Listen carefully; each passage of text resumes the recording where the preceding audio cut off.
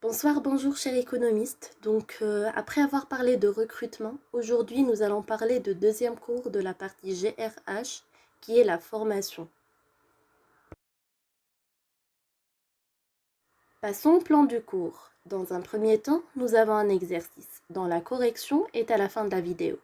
Après, il y a la définition, les objectifs de la formation, les modalités de la formation et enfin, il y a le plan de la formation.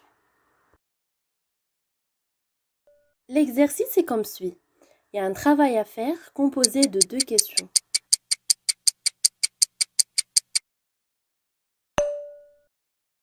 Tout d'abord, il faut comprendre qu'est-ce que c'est que la formation. Alors, la formation est un investissement immatériel qui permet d'accroître la qualification de personnel au poste de travail exercé. Il est aussi nécessaire de définir les objectifs de la formation. Cette dernière a des objectifs pour l'entreprise, tels que l'amélioration de la compétitivité de l'entreprise, améliorer le climat social.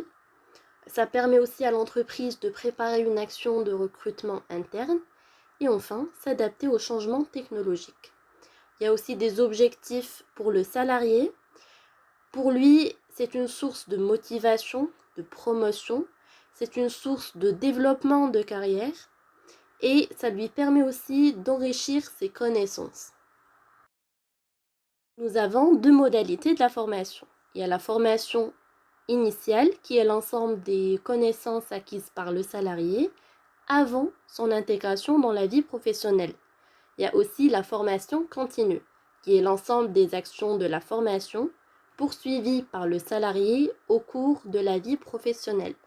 Il lui permet de compléter et de mettre à jour ses compétences. Et en petite remarque, la formation continue peut être assurée par les propres moyens de l'entreprise et là nous parlons de la formation interne. L'entreprise peut faire un recours à des organismes de formation extérieurs et là nous parlons de la formation externe comme le cas de l'OFPPT.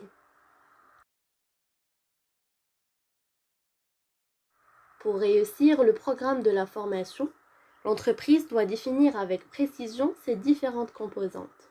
Premièrement, l'identification des besoins. Les besoins peuvent être identifiés selon le résultat de la gestion prévisionnelle des emplois et des compétences ou sur la demande du salarié.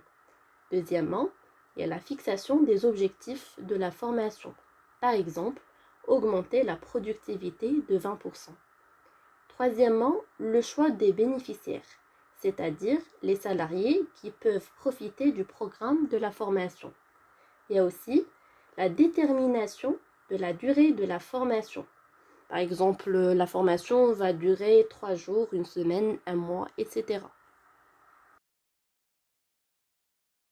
Nous avons aussi la détermination du budget réservé à la formation et le choix des organismes de formation, par exemple s'il s'agit d'une formation interne ou externe, et finalement l'évaluation des résultats.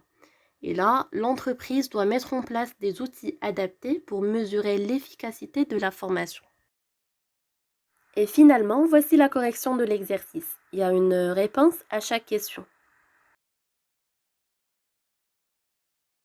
Merci d'avoir regardé la vidéo jusqu'au bout, j'espère qu'elle vous a plu et que vous avez appris quelque chose. Si c'est le cas, mettez-moi un petit pouce bleu juste en dessous et n'hésitez pas de la partager avec votre entourage.